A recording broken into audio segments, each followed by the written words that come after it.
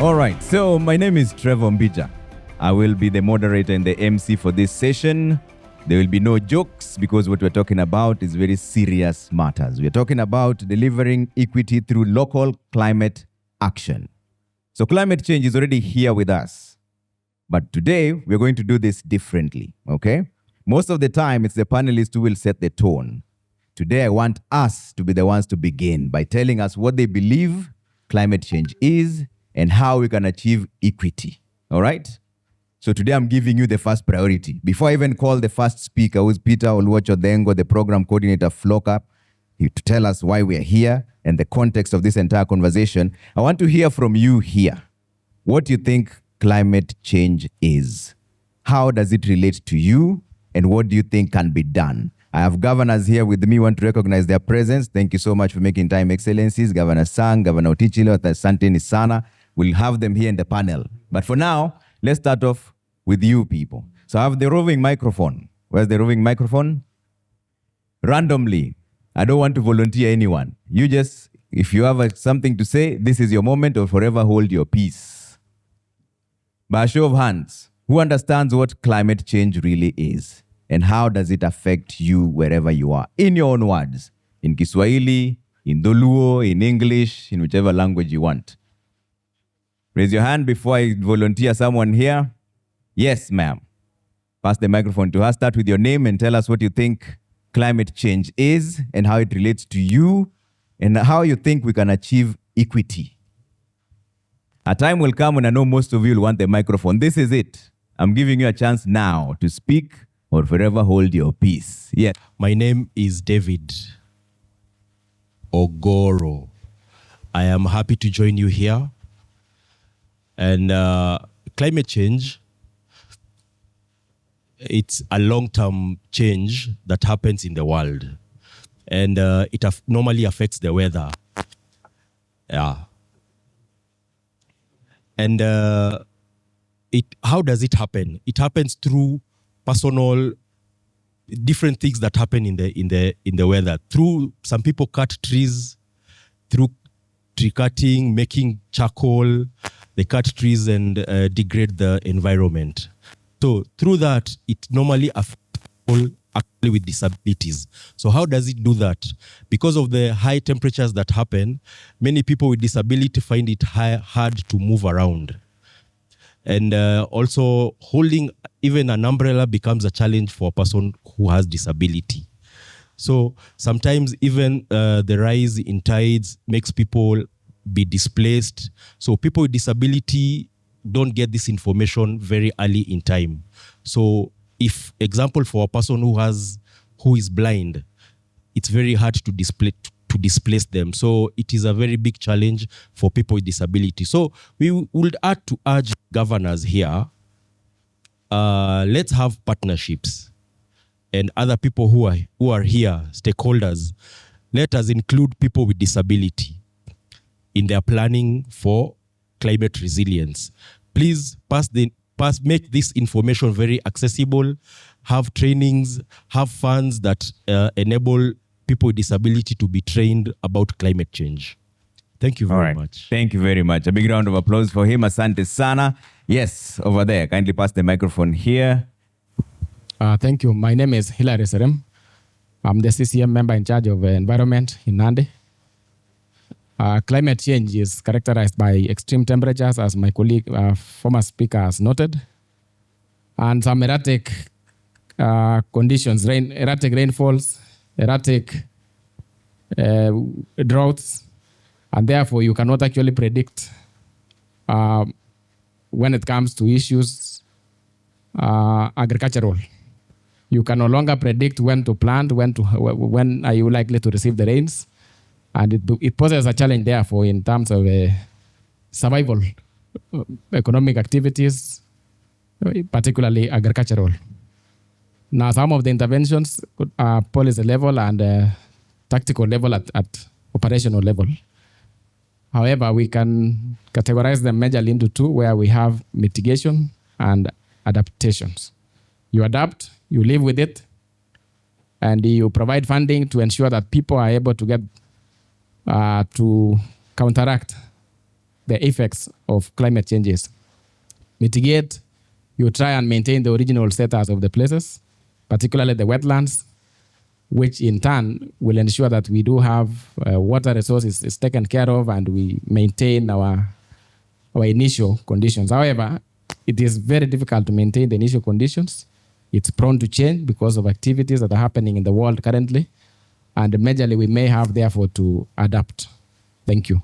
One of the things we're looking at is the accountability in the use of public funds set aside for climate change. For example, in the counties, we have the Climate Fund. And the Climate Fund in our reports has demonstrated some bit of shortcomings in terms of how our counties are managing that fund. So I think there's need for it to be sanitized, or the need to ensure that those funds go to that particular purpose. Secondly is that we have a unit that now undertakes an environmental audit. And I think that environmental audit would be very key for our stakeholders, the donor community, in terms of where we have deficiencies and where we need support. And also for our counties, where do we need to change priorities? What do we need to, how are we adhering to the environmental laws that have been set in our country? And do we need to change or eliminate new laws to ensure more effective implementation of climate change mitigations? So thank you very much. So from the Auditor General's perspective, you've noticed that counties are not allocating the climate fund in the right place, or are they misusing it for other functions? Yeah, the concern is that the funds are there. There's a climate fund. And one of the challenges from the reports, just without any specific, is that some counties have not had climate change regulations to operationalize that climate change fund. And then two, some counties have used that climate fund for other purposes other than climate.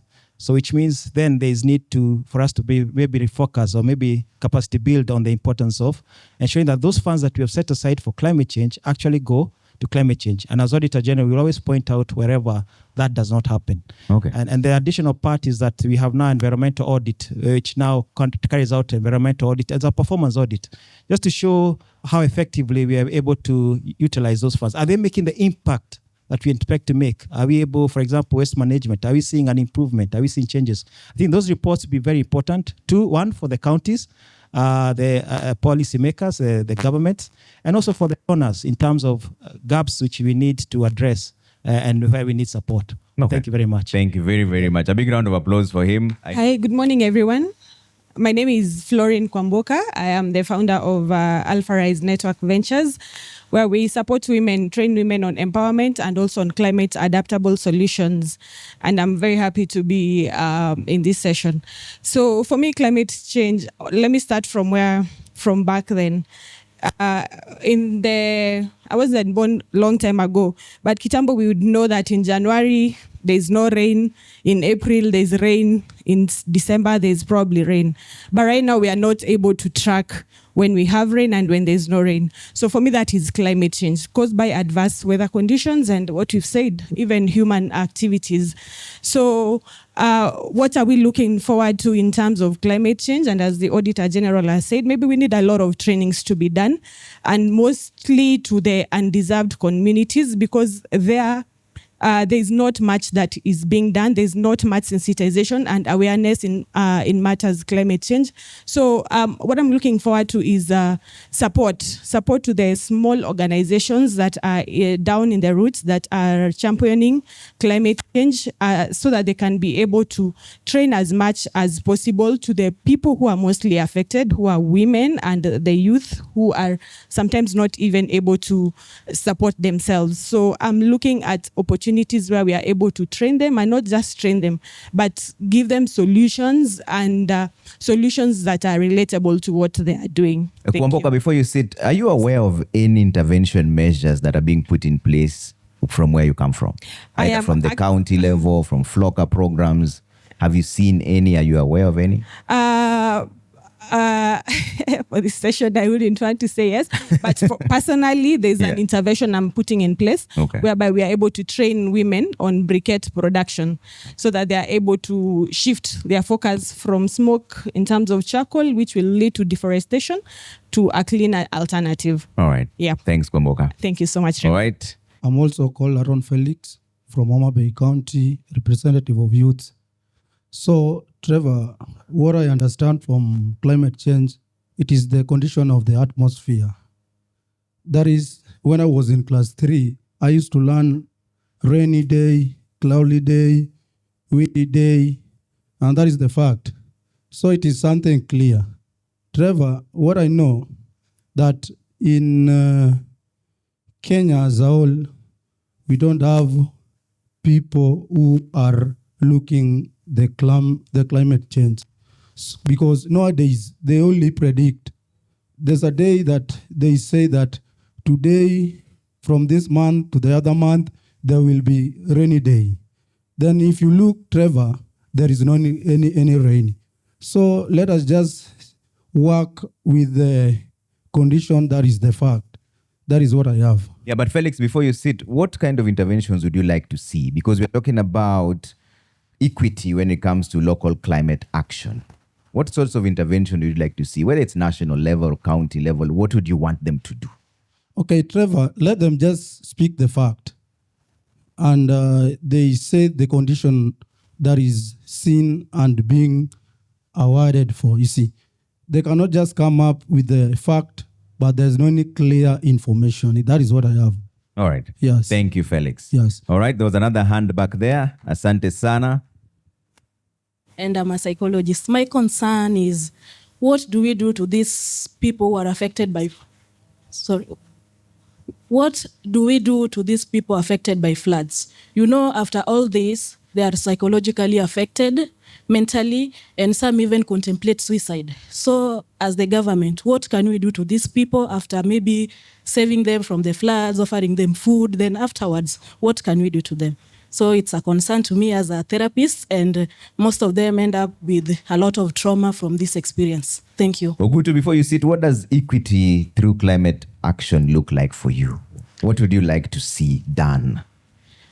Okay, I can say let us act to support both the genders, including the children, the women, and the men, because they are affected equally, especially when you talk along the lakeside. You find that when they are affected by floods, all of them are either way affected. So I think we should support for the equity to be equal. So direct financial support. Direct financial support and engaging each and everyone, from the community to the healthcare workers to the government. Everyone should be engaged. All right. Thank you. Good morning. Good morning. All protocols observed. I'm glad to be here today. I'm Molly Atieno, founder of Ecoregion Solutions Limited, where we do regenerative agriculture. And in line with this, we are trying to solve organic waste, which we know climate change is shift or change in weather over a long period of time. And one thing that causes this is greenhouse gas emissions to the atmosphere. How are we controlling the emission of these greenhouse gases?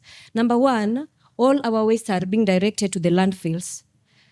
Them being directed to that place means that still at that particular area, the greenhouse gases are still going to the atmosphere. But how can we control it from our households, from our restaurants? So if we have an innovative way of doing this by converting this organic waste to a valuable resource, which will not now make it be transferred as greenhouse gases to the atmosphere, will enable us to mitigate climate change. So there is this farming technique called black soldier fly farming. The black soldier fly farming helps us to bioconvert organic waste, all solids, organic, to be organic fertilizer, to mean still the organic fertilizer can be used to regenerate our lands. So training more youths to adopt this kind of farming will help them, number one, to have like a major source of income, and also to create more job opportunities to other youths. So I was just wanting like a platform where we can train more youths into sustainable ways in which they can control waste and also have income. Okay. Yes. And that, from where you come from, are you aware of any climate change committees at ward level? Number one is the FLLoCA. Last year, we had this FLLoCA session at Yala Resort, where most of the youths, they took like two youths per county from 14 counties. Homa Bay was included, Kisumu, Busia, Kakamega, but most of the youths there were complaining that not all of them have received the FLLoCA fund. So at a ward level, if we can control how they get those funds to help them manage their innovative ways of controlling waste, or maybe something sustainable that will help us mitigate climate change, then it will be sustainable to all of us. Okay. Yes. Thank you, Atieno. A round of applause for Atieno. Way forward. What would you want those in authority to do to deal with climate change? And what does equity through local climate action look like for you? I've observed that climate change issues and actions have left out issues on energy. And we know that energy is the main contributor to greenhouse gases.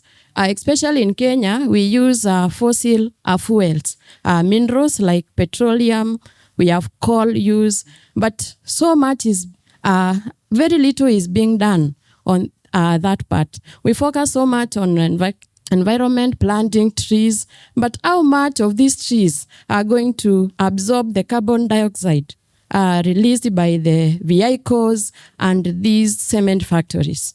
Thank you. All right. What do you recommend going forward in terms of what would you like those in authority to do? In your own perspective? Yeah, in my own perspective is incorporating those in the petroleum industry, those in the fossil fuels generally, and those also in the mining sector in this FLLoCA thing, because they are main contributors, and also the adoption of the new technology that can capture the carbon issues. Lillian, you said you're from Kitui, right? Yes, I'm from So from Kitui County, what interventions have you seen in terms of climate change action? And also, how involved are you as a person from Kitui? Do you have groups? Do you have women groups? Is it a climate change committee? Do you have meetings in the county assembly? What happens? Yes, we have several interventions in Kitui. We have up to the ward climate change planning teams. And then we have projects that have been proposed in our planning. We have the construction of sand dams across our rivers. As you know, Kitui is an epicenter of sand harvesting. And over time, these rivers have been affected by the vice. So we've constructed sand dams alongside our streams and rivers to increase the retention of the sand, and to also get water, because water is a livelihood, a major issue in Kitui.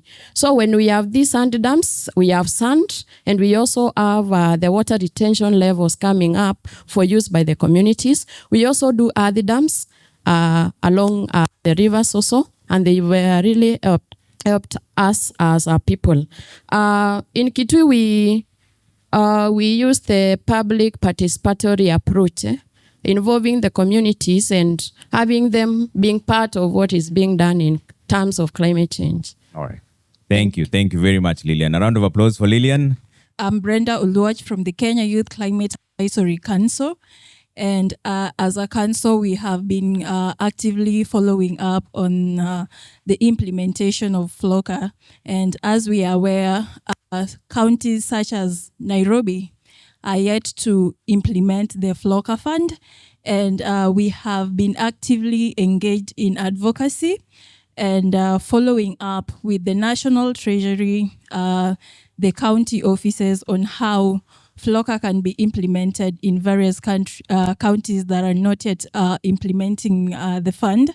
So recently we had the National Youth Climate Innovation Summit that was held in Nairobi from 7th to 8th August, just the pre-devolution conference, where we had youth from various parts of Kenya gathering to deliberate on climate issues.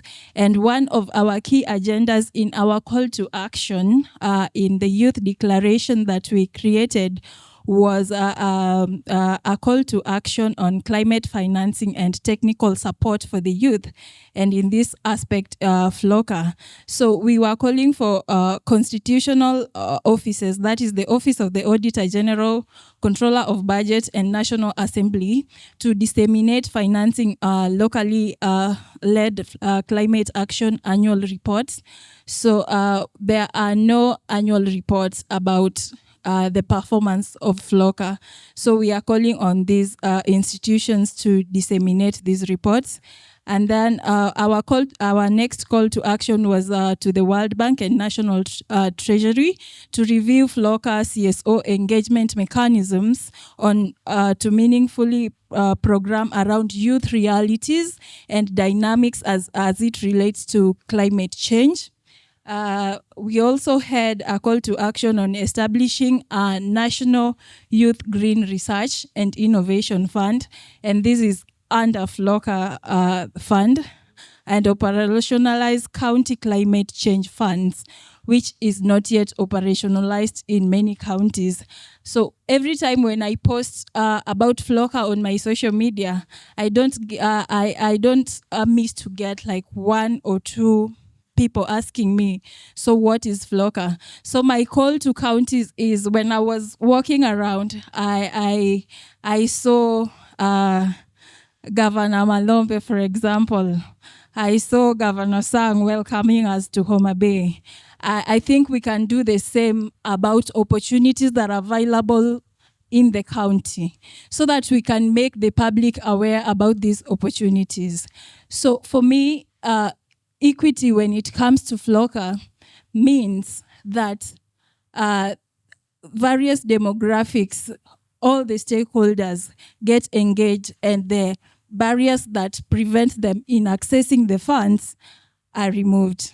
Thank you. Thank you very, very much. A big round of applause for her. On the previously established protocol, my name is Dr. Grace, Dr. Malombe's advisor on climate change from Kitui County. As we talk about FLLoCA and the action from the ground up, I've been thinking there is something that we have been forgetting. When we look at our communities, we've been told by 2060, 50% of our population will be urbanized. And urban is the way that's going. And when we think about urbanization, we also have to think about our small towns. Mkiangalia, there's a lot of trash and waste in our urban areas. But even when we think about actions that need to be taken, our people don't seem to think about trash. You walk around and people be saying, takataka haijachukuliwa, we have a lot of waste. But then so what?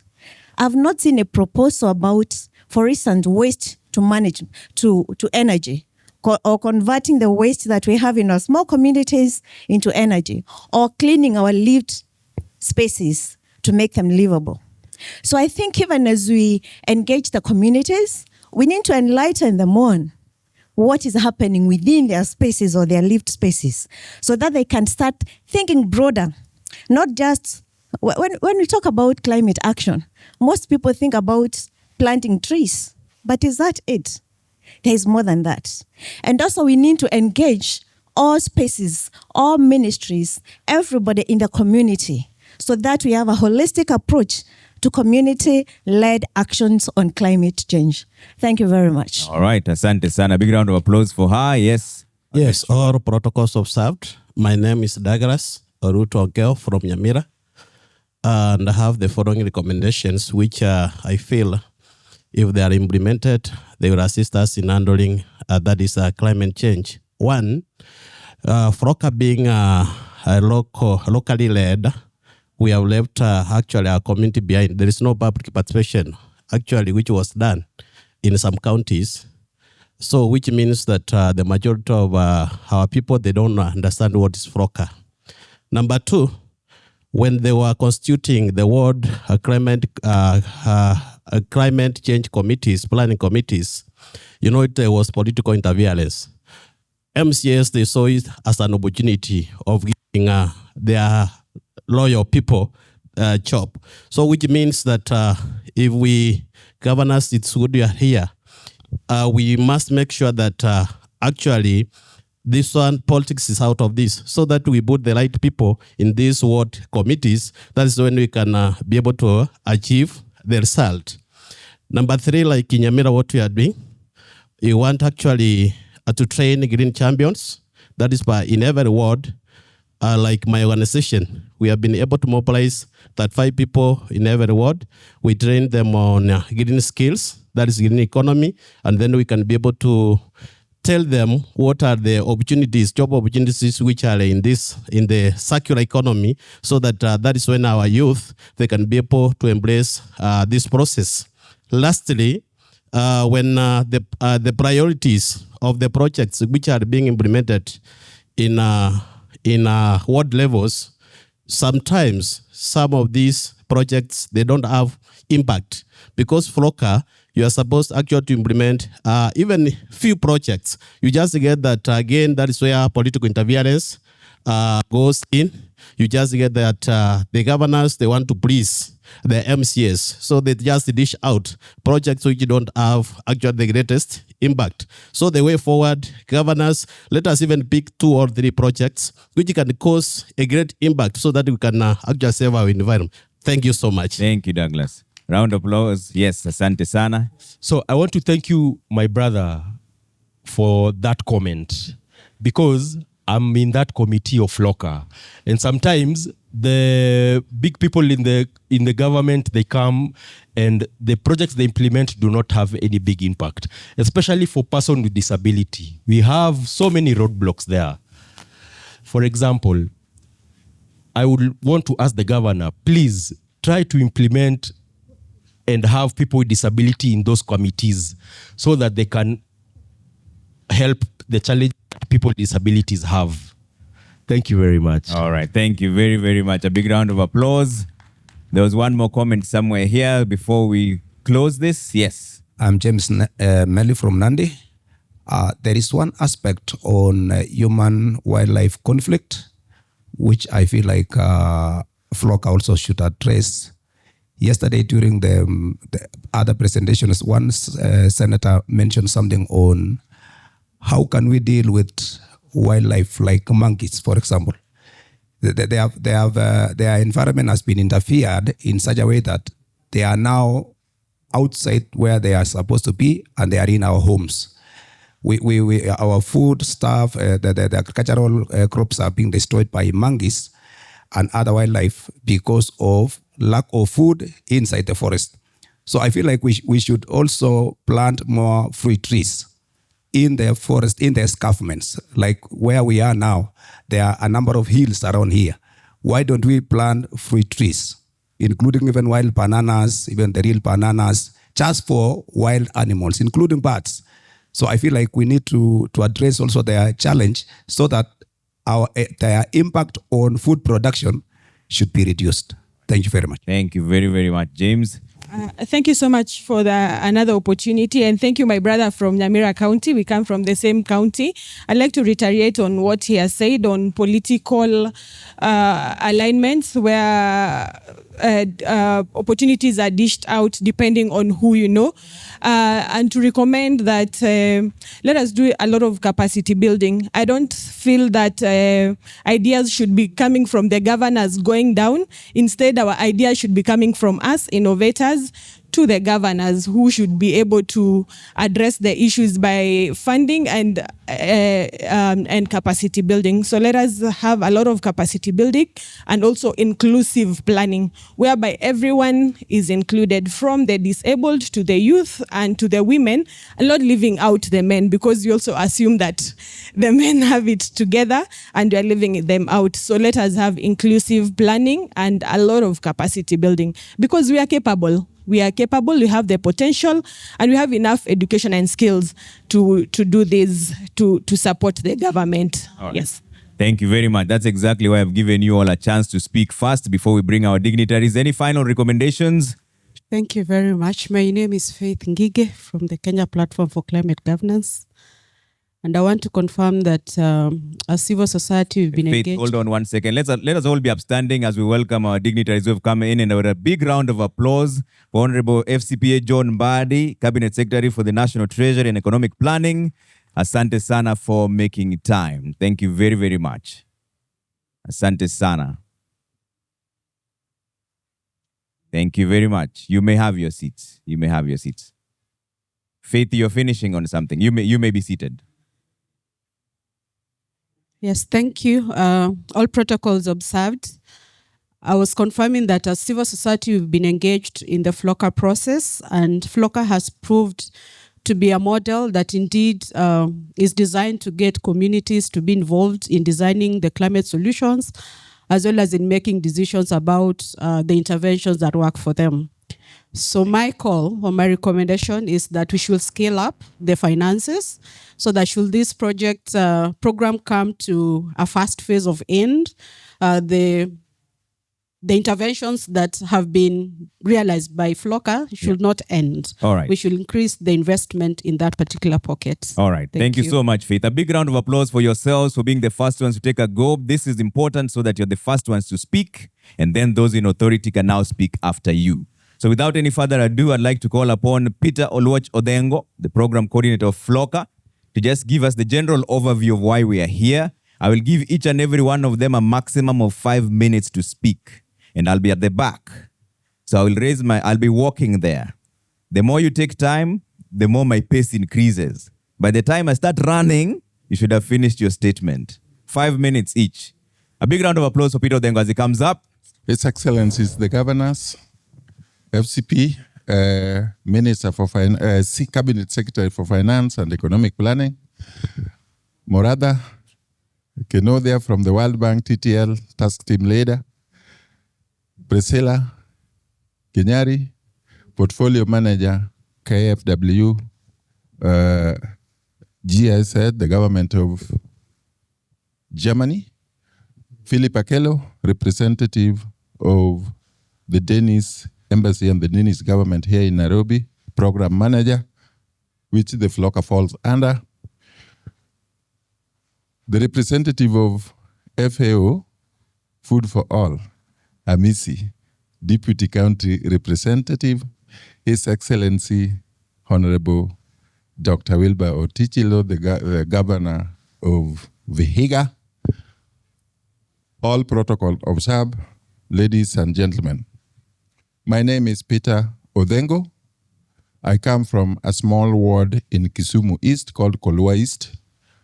It is the ward where I was born, and it is the ward that identifies me, and that's why I am here. I am the program coordinator for financing locally led climate action based at the National Treasury Economic Planning. Ladies and gentlemen, today marks a very important time in your lifeline. Why are we here? We are here not to lament the impacts and the challenges of climate change today.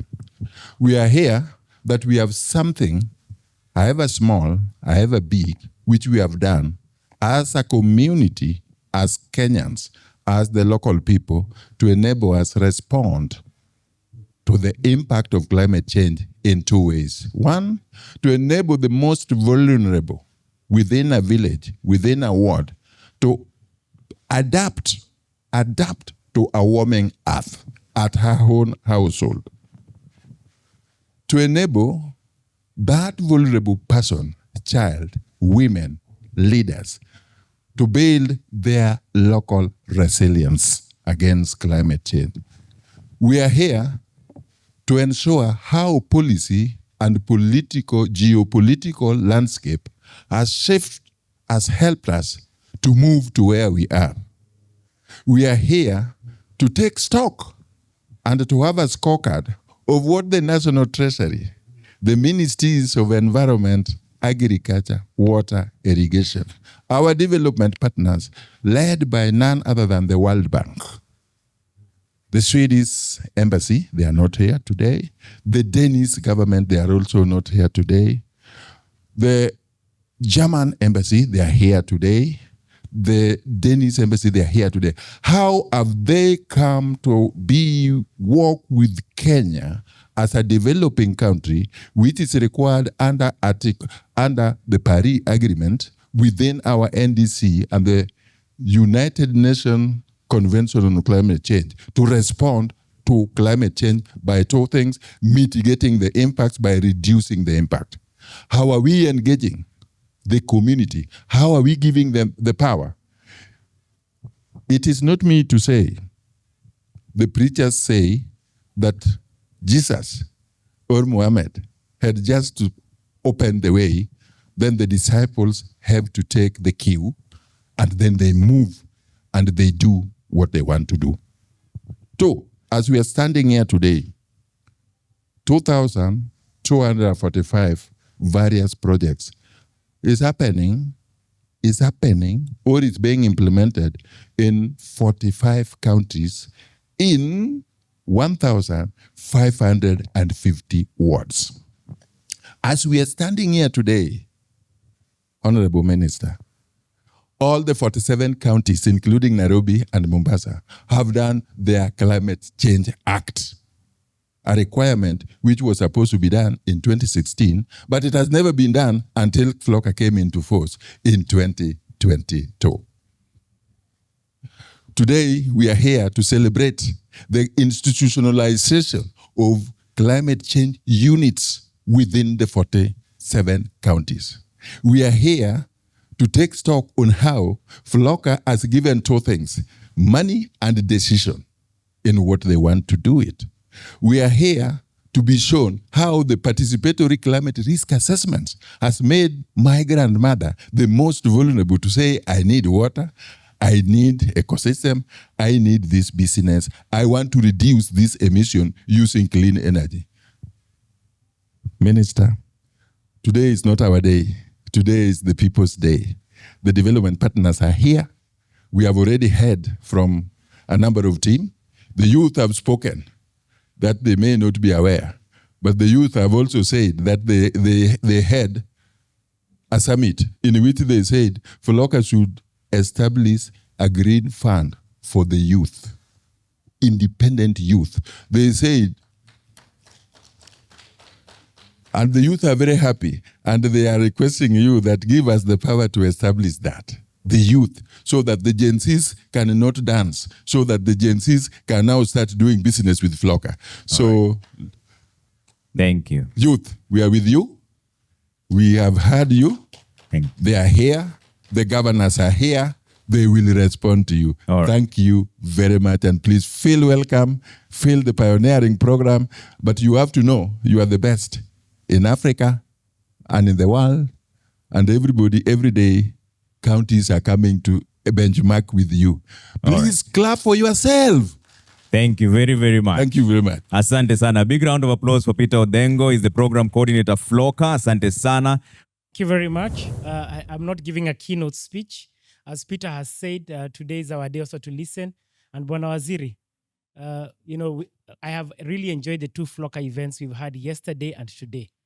And like other events that we've had, this has started with us listening to the audience. And I think, Bwana Governor, maybe for the next Devolution conference, we should try and have as many sessions where we first start by listening. And I really want to thank you. You have sat patiently listening. And even yesterday, I know in the other session that we were, and I hope you found it useful. Most of us already know what FLLoCA is. If I could speak to some of the, let me wait for Yogo to finish that. Bwana Waziri can hear the good things that this project has done. When FLLoCA started, less than 10 counties could meet the conditions of the program. We had pilots in 5 counties. Very few counties had county climate change funds. Very few counties had county climate change acts, and that were already implementing this. As we speak today, all 47 counties, including Nairobi and Mombasa, have got county climate change acts, have got their county climate change funds. And over and above this, for sustainability, I know we'll talk about the resources that come from development partners, but counties have contributed 7.94 billion. Karibu, Governor. Let's all be upstanding for our host, Governor Tafadhali. She might decide to kick all of you out here. Asante sana. A big round of applause for Excellency Gladys Wanga, the Governor for Homa Bay County. Asante sana. You may be seated. It's also the only exercise we get to do for the day. Karibu, Governor. Let me welcome you to Homa Bay. So I was saying, for sustainability, all the counties have contributed 7.94 billion Kenya shillings, making counties one of the biggest funders to FLLoCA. As we speak right now, we have got 2,245. In fact, there will be more because this was as of June. 2,245 projects across 1,137 wards in Kenya. We only have about 1,450 wards. Peter, usisumbue my audience. We only have about 1,450 wards in Kenya, 1,137 wards. I'm told here in Homa Bay, Governor Wanga, that you have a project in every single ward of Homa Bay.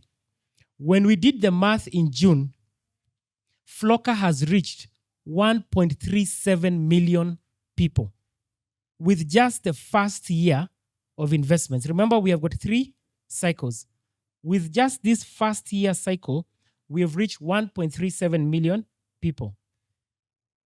572 projects are in the water sector, having reached 511,286 people.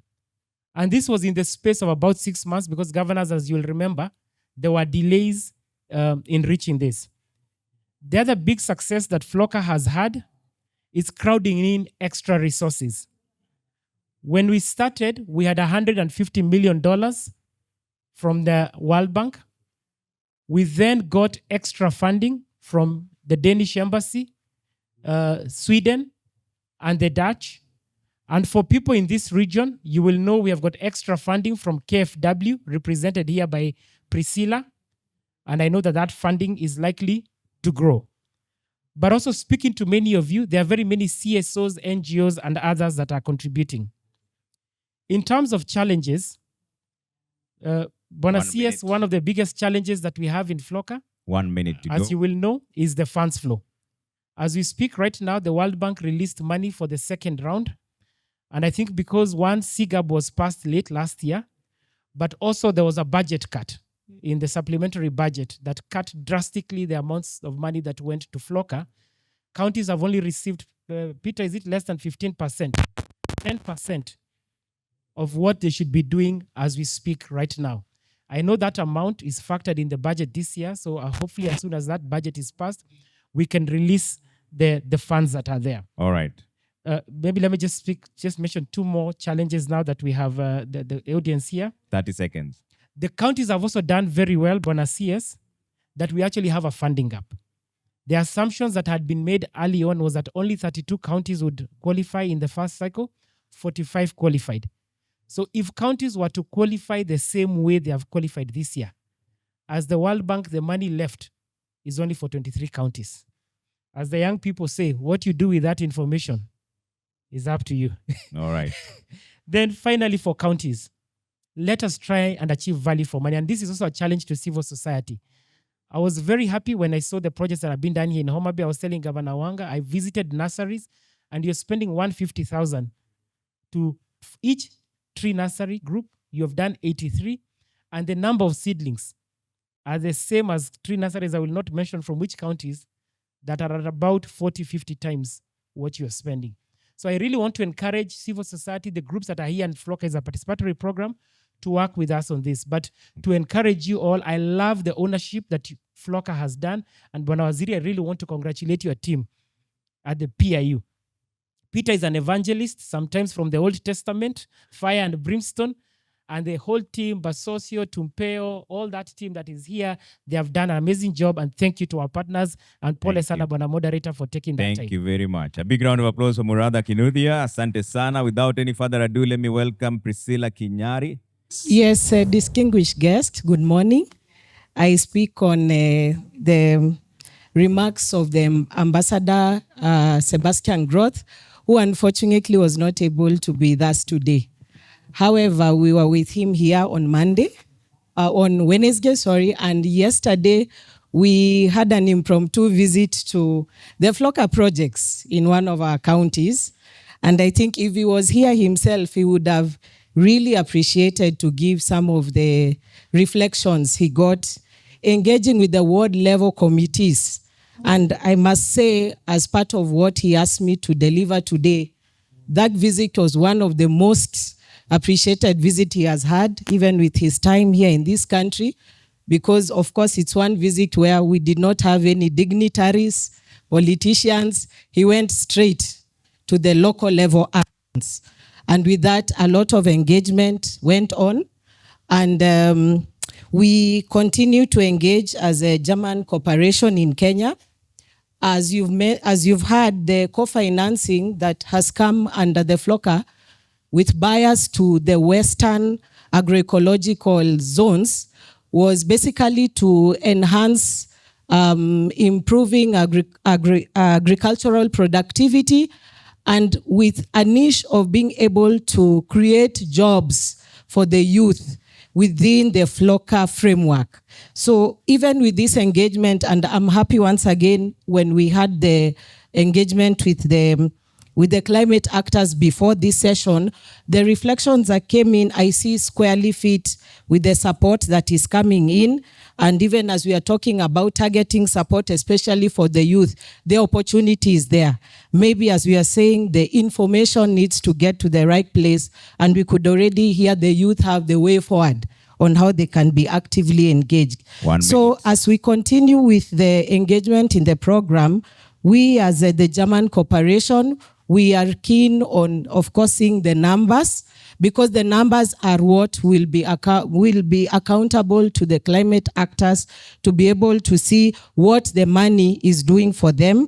And even as my colleague from the World Bank has mentioned, the issue of the release of the funds to the counties is of concern, but we expect that the Kenyan government continues to address this issue as part of the ongoing discussions on enhancing Kenyans' ODA's absorption capacities.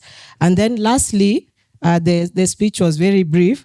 It is the German government's assurance for continued engagement in terms of building the resilience of communities, of course with different actors, actions in different sectors, but more so for the sake of the FLLoCA project and beyond. We expect to receive even more greater news in terms of the accountability of the funds, and even for the actions to be able to make sure at the end of the day, the stories, the climate change stories, will get to each one of us. Thank you very much. Let me call Philip Akelo, the program manager, Danish Embassy, to go up. A big round of applause for him.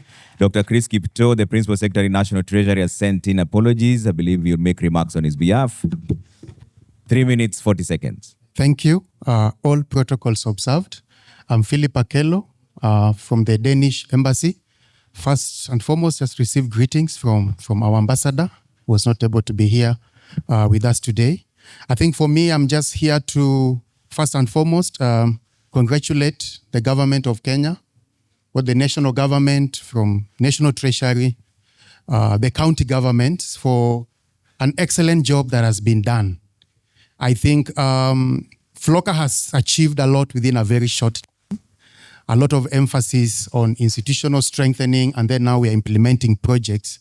And I think we are seeing some good outcomes. So I think it is something we want to really thank the government of Kenya for. I think for Denmark, our ambition is always just to put finances where it is needed, to align our development funding, to community priorities and needs. And that is why for us, FLLoCA therefore has become an important program for us to implement.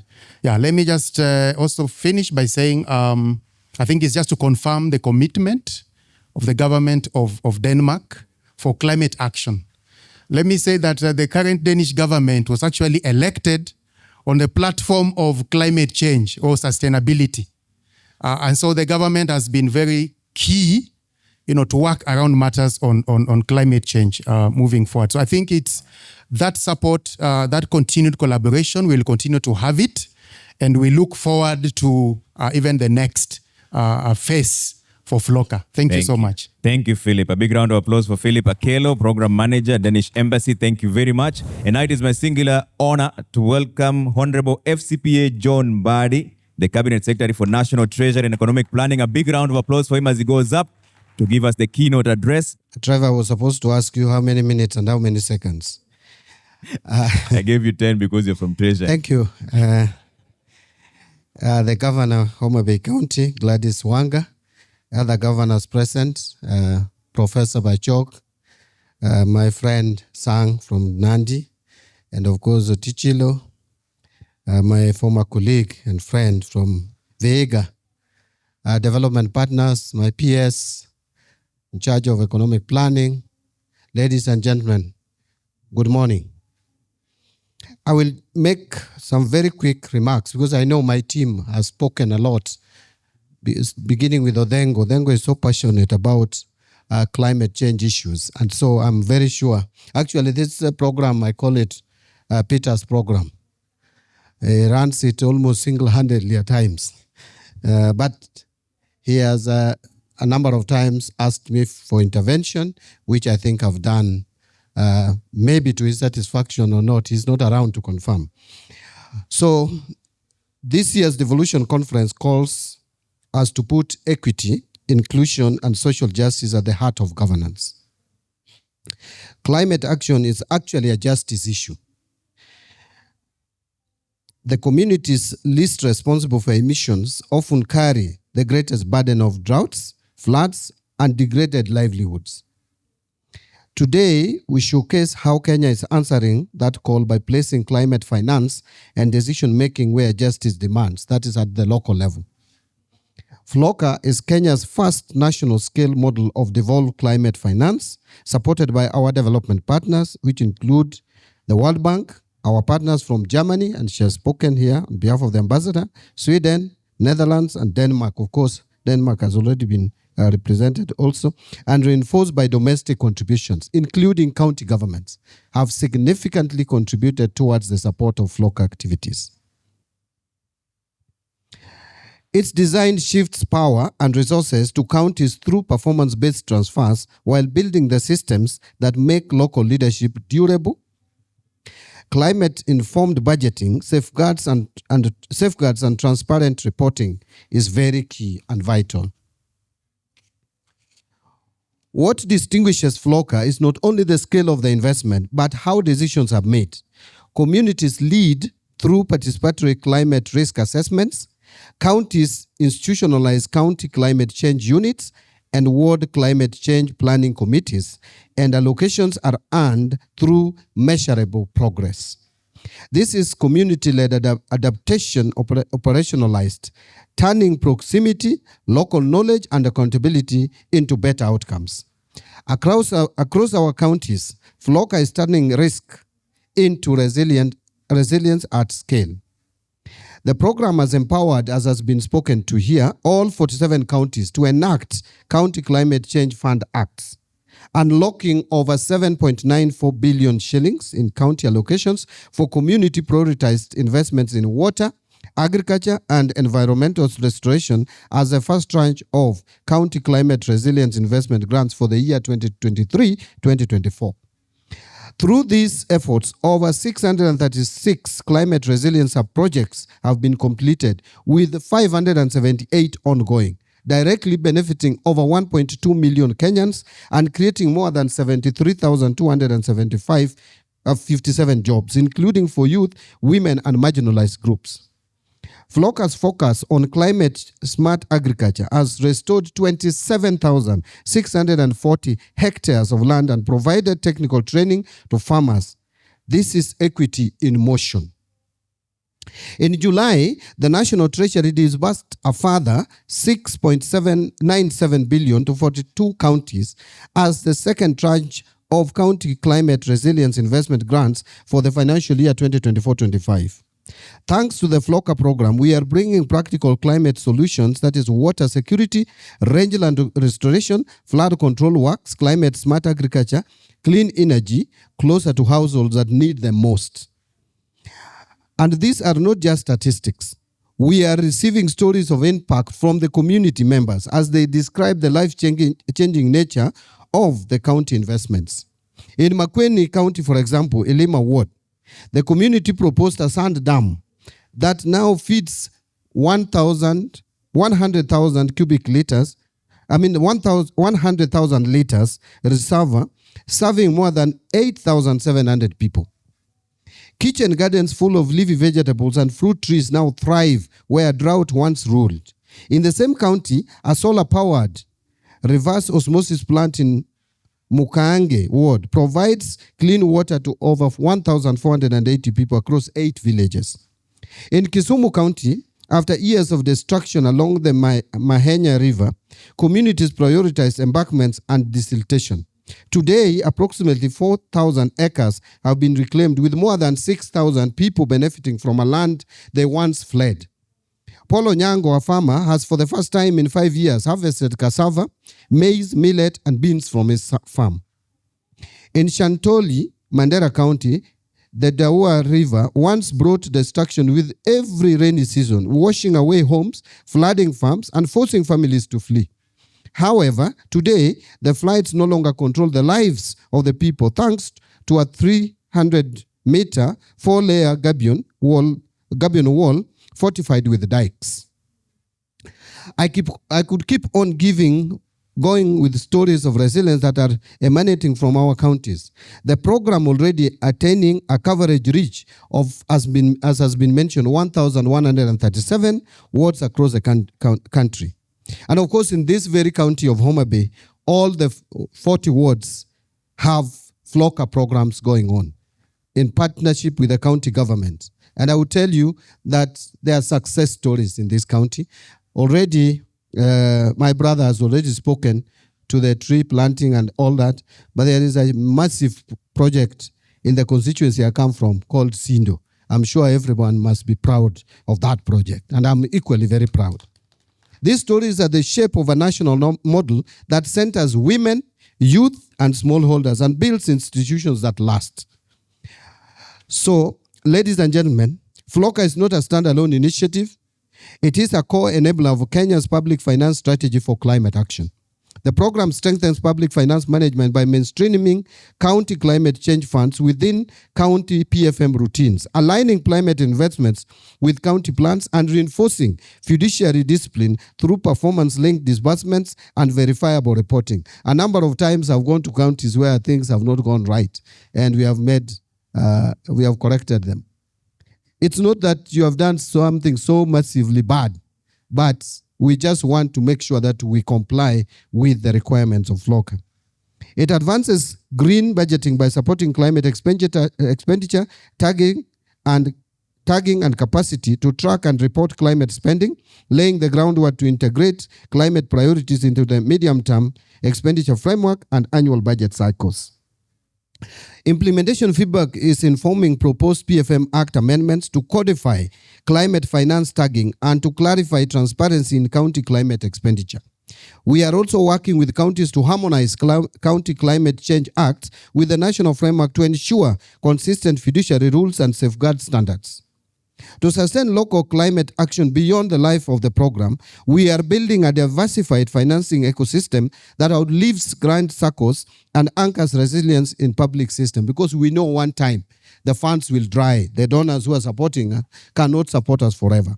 So we must embed and have a system that will ensure prosperity of these programs. This includes laying the groundwork for green bonds and other climate-linked instruments,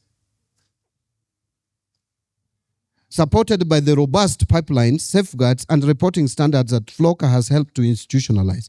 We are also developing results-based climate finance windows that pay for verified adaptation outcomes, and in doing so, mobilize both concessional resources and private capital.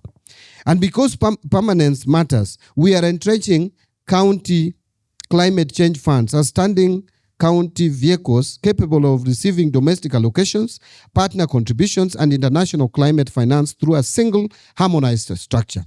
To our development partners, we are deeply grateful for your steadfast support, for both financial, technical, and even strategic, in helping counties turn climate ambition into tangible results. As the global conversation on climate justice intensifies, particularly across the global south that bears the brunt of climate impacts, we welcome even deeper collaboration.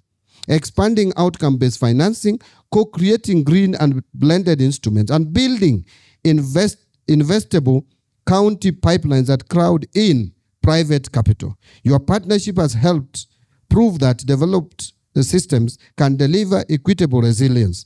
Together, we can scale this model, share lessons across regions, and mobilize new resources to communities most at risk are the first to benefit. Finally, devolution gave us the tools to center dignity and fairness across Kenya. FLLoCA proves that when communities lead and public systems listen. Justice is not an aspiration, it is a budget line, a pipeline, a job, a harvest, and a glass of clean water. Let us scale what works, word by word, county by county, so that Kenya meets its climate goals. Locally led, nationally enabled, and globally credible. Thank you very much, and God bless you. Asante sana. Big round of applause for Honorable FCPA John Badi. Now, I'd like to all ask you to give me your attention to the screen at the front. We are going to play a very short documentary. As we're doing that, I'd kindly request my ushers to bring in the seats so that we have a conversation with the panelists in a short while.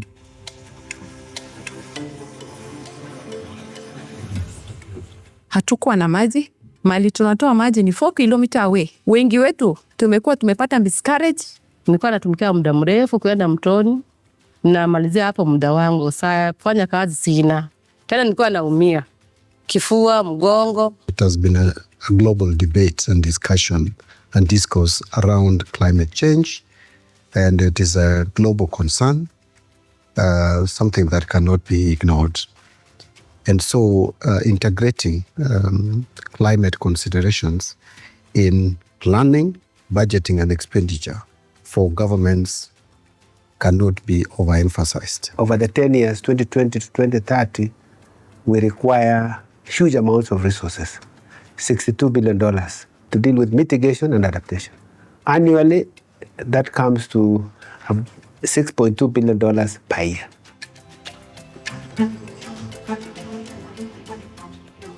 We have a water deficit of nearly 40,000 cubic meters per day in Makwandi. The food is scarce. A lot of it is rain-fed agriculture. Even the food they are eating is not balanced, so there's a lot of malnutrition. So FLLoCA came in like a miracle because it's an all-encompassing project. We coined FLLoCA to respond to the local challenges that we are seeing. It is upon that background that is called Financing Locally Led Climate Action, short-term FLLoCA, meaning that whatever to be financed should come from the people themselves. The design of FLLoCA is to bring in these international development partners or donors to bring in resources. Then we have what we call a climate change fund. This fund is now where now the FLLoCA program money is put into this pot. Now that money is now taken to Devolved system in the counties. And these investment programs are in 4 key categories: water, climate smart agriculture, disaster risk management, then restoration of degraded environment, and then there is a 5th component of emerging issues, for example, clean, renewable energies within the household. Kingo kaiti en program nebo FLLoCA, ko kikitache neunek oeng. Ak ketebote ko kirubit ak kele kilyonen kisikyin ano ile kiboen tuguchu. Entare yon kesoben ng'alekab injirenik. Nebo oeng ko kerichek kora ng'alekab injirenik en lagok. Moome togotik, ot en biik cheechen ko moome togotik kabisa. Nebo oeng kora amoche olenjon ng'alechu eb injirenik ko kokoik kotoretech en ng'alekab school fees. Kioldoi kesomesanen lagokyok. This solar drive was done last year around July. I remember that time the weather was very harsh. It was very cold. Drying coffee became a challenge. It would take up to 3 weeks to dry, but with this solar dryer, it takes just about 4 days. With the solar dryer, we have got what we call uniform drying. The quality improved. Yeah, even the payment farmers improved also. The problems that has always existed in Nyando has been from floods. We decided during public participation that floods was one of the problems that we had to do away with. Being the source of one of the rivers, which is Nyaido, that gets floods and affects our people down there within the same ward. We had now to decide on the alienation of the river Nyaido. Then we gave out the request. We decided to take certain actions. You find it rains, we do not do the water collection. So we decided at least to have certain collection points. There are certain areas that it runs off the shore and it erodes those areas. These trees were planted and it has stopped the valley that was upcoming there. In 2023-2024, we received 162.5 million shillings as a first tranche of the FLLoCA investment program funds. Water was a key area. So most of the programs that were chosen by most of the committees are water-based programs. Apart from that, we have done projects on conservation. Boiboiyet neo missing en beek chekokenyoru en kurgat ireu kimoche kebai tuga ak kebai nego ak kemin logoek ak kebai kit age tugul nebo nesobe. Mokesore beek en elelo. We've connected more than 300 households, serving more than 500 people. Wakati FLLoCA imekuja kutuletea maji, ikabidi tuongeze kulima wetu na idadi la shamba. Kutoka eka 8 tumeweza kuongeza ekari zingine 22. Tumeweza kuuza idadi ya shilingi kama shilingi 1486 katika season ambayo imeweza kupita. Huu ni mpangilio mzuri ambayo FLLoCA ameweza kutusaidia, ambayo imeinua jamii yetu. Pia nutrition value ya mboga ambazo tunapanda hapa. Pia mambo na maradhi madogo madogo ambayo ilikuwa inasumbua watu wetu haitakuwepo tena. Tulikuwa tuna ugumu wa kupata maji ya kunywa, lakini kwa wakati huu hiyo shida imeisha. Mradi wenyewe uko hapa sasa na umetupea maji ya kutosha na maji safi. I see a commercial venture in it, forming a company that can sell bottled water. Tunatambua hii mradi kama ni mradi yetu, sio ya FLLoCA na si ya county government. Kwa hivyo sustainability ya hii mradi, sisi tunasema hii mradi itadumu kwa sababu ni yetu. Sisi ndio itatusaidia kwa wingi kama jamii. We've got 100 households that were connected to this system. Every household has a meter. So from these meters, every household will be charged to do maintenance and sustainability of the project. FLLoCA wametufanyia kazi kubwa sana. Hii shamba ni 20 acres, wamepiga electric fence, generatiwa na solar panel. Wameweza kutujengea hii commercial hay store kubwa. Tunatarajia kupanua hii shamba. Pia tuongeze nyasi zaidi na pia sisi wenyewe pia tuwe na feedlot. Tunaonesha mifugo tupeleke Isiolo ifinishiwe huko ndio iweze kuingia kwa ile abatua, ndio iweze kuenda soko ya kule nje. Tunashukuru FLLoCA. Wagwero kama ndio FLLoCA kachel koda county marwa. Ngolea na mwa korang na bagongoi slogan. Big round of applause. They're the voice of the people from the ground. Asanteni sana. Over the next 30 minutes, we're going to have a panel discussion. I will be sitting in the audience so that all our panelists address all of us from this direction. And let me call upon His Excellency Dr. Wilbur Otichilo, Governor for Vihiga and Chair, COG Committee on Environment and Climate Change. Her Excellency Honorable Gladys Wanga, Governor for Homa Bay. His Excellency Stephen Sang, the Governor for Nandi. His Excellency Professor Hilary Barchok, the Governor for Bomet. And we also have Mr. Hamisi Williams, Assistant FAO Representative for Kenya. Big round of applause for him as he goes up. Take the seat right next to the governors. And we'll spare the next seat for Excellency Honorable Gladys Wanga as soon as she comes in, we'll rope her into this conversation. But Governor Otichilo, I'll start with you on this to make opening remarks, being the Council of Governors Committee on Environment and Climate Change. Before we delve into the how and explore lessons from county implementation, policy shifts, and co-financing opportunities. There's a microphone where you are. Just make opening remarks briefly, just 2 minutes. First, on behalf of the Council of Governors, I want to take this opportunity to most sincerely thank Treasury through CS for the commendable work CS you are doing as regards to FLLoCA. And as you have seen from the evidence, FLLoCA is transforming our counties.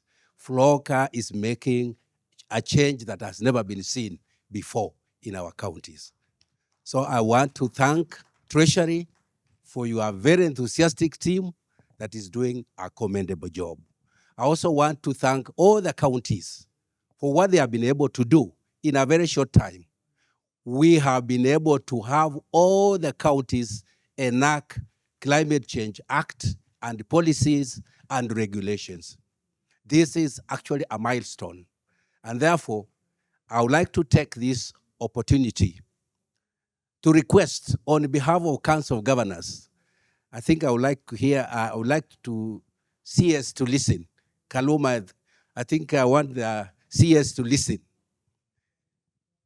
CS, in just 3 years, all the 47 counties have been able to enact the laws, the climate change law.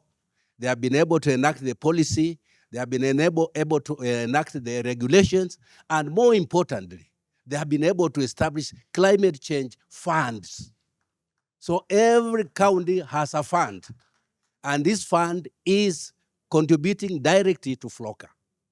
What we would like to request as Council of Governors, me being the chair of the Committee on Environment, Forestry, and Climate Change, is that the Climate Change Act of 2016, now amended in 2023, clearly stated that we should have a National Climate Change Council and then have a National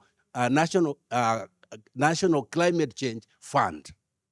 To date, no National Climate Change Fund has been established. And this is very, very crucial that we must have that fund established so that at the national level, the cross-cutting projects that cross-cut that have a national interest should be able to be funded through that fund. Equally, the counties should be able to access money.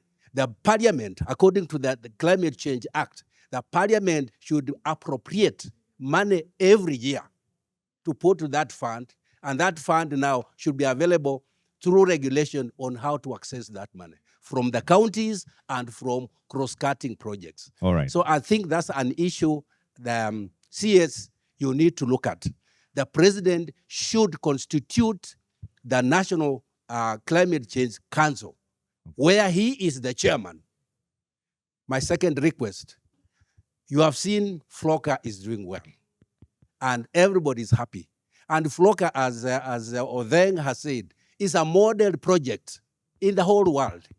There's no country in the world that has this model of climate change project. Therefore, we need this project to continue. Okay. And for it to continue, the counties have already guaranteed will continue on our budgetary process to contribute money towards it. All right. But through the development partners, and particularly World Bank, initially when we negotiated this project, it was World Bank was to contribute $300 million. They have only contributed $150. I would like your ministry to now engage the World Bank through the Council of Governors so that we negotiate for the remaining $150. This will guarantee us to continue for another 5 years. All right. Thank you. Thank you very much. Pass the microphone kindly to Governor Sang. Governor Sang, you know, the word equity is central to our theme today. It's more than just distributing the resources. It's more about fairness and justice. What have you done as a governor in your own county to embody this principle of equity when it comes to dealing with climate change? Thank you very much, Trevor. I think, one, our colleague has shared our position and our sentiments as Council of Governors, which we agree with. Secondly, this FLLoCA program has done tremendous work to find communities and local leaders and local community discussing issues that were 2, 3, 4, 5 years ago, discussing mitigation, adaptation, climate change were foreign issues. Today, you have committees in every ward across the 1,400 wards across the country, having the capacity and the knowledge to discuss this. So I think this is a wonderful program and we should be able to support. Secondly, in terms of equity, how have we handled it as a county government? For us, we have the 30 wards in our county. We have the county steering committee, and we have the ward planning committees. What we have done is to ensure that all these resources, when we have our basket as a county, the resources are shared equitably into the 30 wards, based on the size of the ward, based on the population, based on many other dynamics that we have, developed as a county, in accordance with the law that we developed and enacted as a county. So the resources are ring-fenced to every ward. Then every ward has a committee that has been whose capacity has been built, they have been trained, they have been supported, and they are able to identify the projects and the programs to be implemented. Third is that not just the resources, and I know this program has looked, and the video here has looked at the impact of FLLoCA, but there is the other unintended impact that has come out of this. For example, in our county, we ran ward development program. Previously, matters of climate change were never captured. When you tell people go and work and identify programs for yourselves, they would look at things that, on agriculture and others that did not matter around climate. I can tell you today, beyond the resources that we are deploying under FLLoCA, even the remaining budget, we are increasingly seeing our communities putting more resources to climate sensitive programming, courtesy of the training that we got from FLLoCA. So basically, I can tell you today, the entire budget by the county is being distributed and disbursed in a climate, change-sensitive manner, courtesy of the training and the, capacity building that we have gotten out of this program. Okay. So beyond the successes that we have seen under the program directly, there are many unintended benefits, courtesy of that training and the capacity that has been built. Thank you, Sang. Let me bring in Professor Barchok on this. The term FLLoCA itself means financing locally led. The term is locally led. Thank you very much, Trevor. And first of all, I want to appreciate what this program has been able to do for us as Bomet and as a country. And we really appreciate the support that has come from the World Bank and all our partners. From the evidence that has been presented to us, I think there is a lot that this program has been able to do within our communities. In Bomet, the issue of ensuring that everybody is involved and there is equity. As Governor Sang has indicated, we have committees all the way from the ward level to the steering committee that we have within the county level. In these committees, everybody has been given a voice.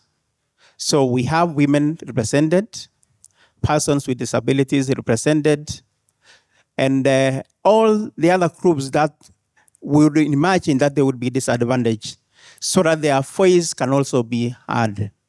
From the video that has been played, one thing that I want to appreciate is the ownership. Because for us to be able to sustain and have these programs running even after the stoppage of support that is coming from our donors, there should be ownership within the community. And probably that is why we are talking of locally led climate resilience actions. So the suggestion for the programs and the projects that we are running actually come from the community.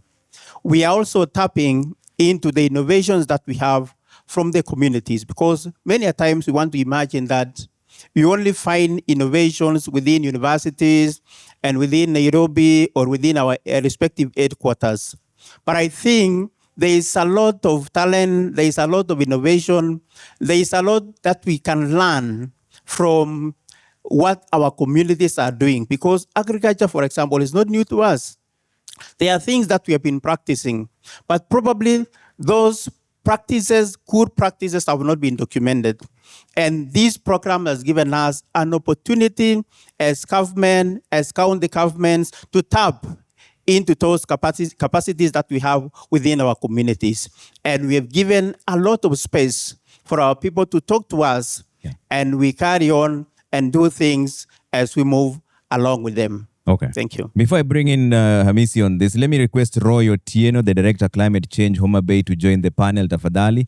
Her Excellency Gladys Wanga is going to receive the guests who are coming in for the closing session. So Roy, Roy Otieno, if you're here, Director, Climate Change from Homa Bay, kindly join the panel. Asante sana. But for now, let me engage Mr. Amisi. Amisi, FAO as a global institution is leading in these efforts to achieve SDG 2 or zero hunger. How does the FLLoCA program build onto your mission, and what do you see as the possible challenges? From the global point, we look at it in a way, if you are a Kenyan, you should be proud of FLLoCA.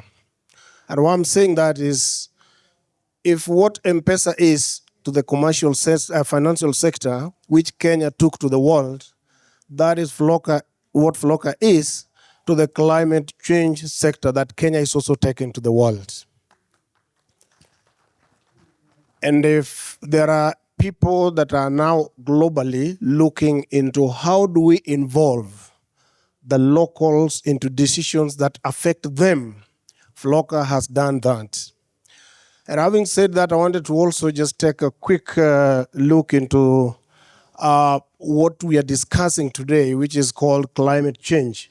And I wouldn't want us to lose that, because I see a trend where we are starting to discuss climate change with some level of normality. It is not. Recently, the UN Secretary General said that the era of global warming is over. The era of global boiling is where we are now. The airs are unbreathable, the temperatures are unbearable, and therefore we should act now, not tomorrow. And that is what also President Obama said, and that's where I will also want us to see the sense of agency, that the climate change is here with us, and we could be the only generation that has still some little time left to do something about it. And we need to do that now. And with those, we like that we see programs like FLLoCA that are taking those actions right on the ground where the rubber meets the road. Now let me come to your question, which is what FAO is looking at and how we blend in to the FLLoCA program. You know, if you listen to the 4 areas of FLLoCA, water, climate, smart agriculture, all that we meet in one thing, food. And that's we are food and agriculture organization. We just want to make sure that everyone has enough on their table. And that's where we meet. But how do we practically do this work? You know, at the global level, FAO looks at a lot of global advocacy on matters climate change. We've also been able to be at the forefront on mobilization of resources, about $1 billion that FAO has been able to put on matters climate change. And then apart from that, supporting governments on the areas of policies, you know, the laws and the regulations that are also globally acceptable. This is also a forte that FAO has been doing. And I laud the work that we've also been doing with the National Treasury. FAO here in Kenya was the first one, again, globally, that benefited from the GCF NAP Readiness Fund to support this country, which opened the route for us to develop what we were calling a bankable project that is now the 50 million GCF fund that has come to the Lake Region Economic Bloc in all the 14 counties here. Right. And in that particular fund, Trevor, we are actually leveraging $14 million from FLLoCA funding. And we are going therefore to work together with the FLLoCA going forward. Right. In our strategic framework, we look at 4 things. You know, having agri-food systems that is resilient, that is adaptable, that is also sustainable, but making sure that is adapted to climate change. So this is how we combine forces together and working together with the FLLoCA right here at the local level. All right. Thank you so much. Roy, let me bring you on this. You know, how have you ensured that climate adaptation measures, for instance, in the blue economy, directly empowers the marginalized groups? Thank you, Trevor. From our climate resilience, climate risk assessment that was conducted 2 years ago, one of the issues identified to be most affecting people in Homa Bay County were issues around food insecurity, issues to do with the rising lake levels that has constantly been displacing people along the lake and also encroaching into productive farmlands. Now, as a county government, the response has been cross-sectoral.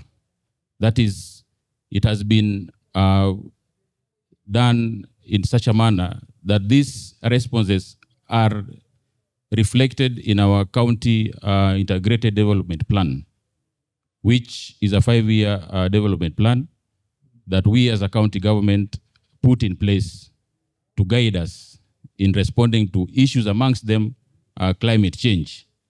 Now, specific to the negative impacts that the rising water levels have been affecting our people with, we, through our climate change action plan, we put in measures to ensure that the lake shores are protected from encroachment first, and secondly, we also came up with an innovative idea to inform our people in advance of the negative impacts of climate change. That is, we established a climate information center. And one of the functions of that center is to push messages and warnings to our people of impending rainfall that is above normal, that would, in the end, cause flooding along the lakes, so that these people move away. And the other intervention that we've made is that we've realized that the lake also has been a source of disaster for our people, especially the fishermen who are using the lake for their life. So the center also broadcasts and sends information to these fishermen to warn them in advance if there is an impending storm, so that they do not go into those areas that the storm is likely to pass through. Thank you. All right, thank you very much. Now let me turn back to Governor Tichilo and let's talk about policy and financing. What is the one thing you'd want to change when it comes to policy and financing to make climate action interventions more effective at county level? Going forward, one thing I would want to say is that as a country, we should be self-sustaining.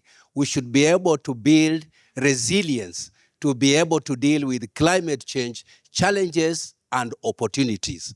And in this regard, I would want to see ourselves as a country looking at various options of climate financing so that we do not depend on multilaterals and international organizations who mainly focus on actually business.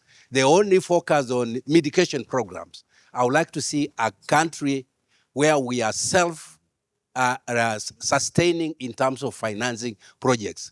And in this regard, I also want to thank the CS Finance and Planning for coming forward and coming up with a legislation on carbon markets. Carbon markets have a major opportunity for counties to generate money for us to plow back into climate change resilient programs. All right. So we need to prepare for that. Thank you. The other area is also on green bonds. And I also want to thank the finance team. They have already put their policy on green bonds. We need also to build capacity on how to use green bonds to generate money. And in this regard, I would like to appeal to CS Finance that you should consider, as we go forward, how counties can access money directly from various funders, so that we can be able to access money directly through green bonds. Governor Sang, 1 minute. We've run out of time. Yes. Just two things. One is that the entire budget across counties should be climate sensitive, climate change sensitive. To the extent that if you are, for example, we shouldn't be looking at our budgets in silos. If you are looking about agriculture, if you are talking about water, environment, and climate change, the entire budget across county, because climate change is a cross-cutting issue. We should be able to not only build the capacity of our department and our teams under climate change, but actually all across our counties, so that then our whole budgets can be climate sensitive as we plan, because then that, brings the entire budget of a county or a country into that space of climate change. Thank you. Governor Barchok, 1 minute. Thank you. Mine, I would say money will never be enough. There will always be caps. But one thing that we would want to appreciate from what we've been able to realize from what we've been able to achieve so far, the issue of ownership is very important. If we want to sustain this program, it has to be owned by the communities. All right. And that is why we need to look at this in a holistic way, improving the livelihoods and so forth. With that, we'll be able to get a lot of support and sustain the program. All right. Thank you. Hamisi, way forward. Just 1 minute. Yes, Trevor, you see the youths here, these are the people that will be affected more by climate change in the near future. So I would want to see a policy that entrenches their involvement in matters climate change, right from the top to the bottom where they are. Okay. Thank you very much. Roy? Thank you. Mine would be to say that we should leverage on partnerships, especially to finance climate action, since financing is what is now needed to implement all the plans that have been put in place. And it's a good thing that all counties now have the policy and legal framework and also the strategic framework for climate action. So it is only financing, and we should leverage on partnerships to bridge the gap. Thank you. All right. Thank you very much. A big round of applause for all my panelists up there. And then I call upon Peter Odhengo to give us just the way forward in 1 minute. One, do not ask Peter Odhengo or my CS or my PS or any governor what FLLoCA can do for you. Do it, because the policy is there. He has given the money. You have been trained. You, the youth, do it. It has been done. All right. We are mobilizing it. Yeah. We are bringing it. Yes. We leave it to you. If you cry that your village, your ward is being impacted by climate change, we will jail you.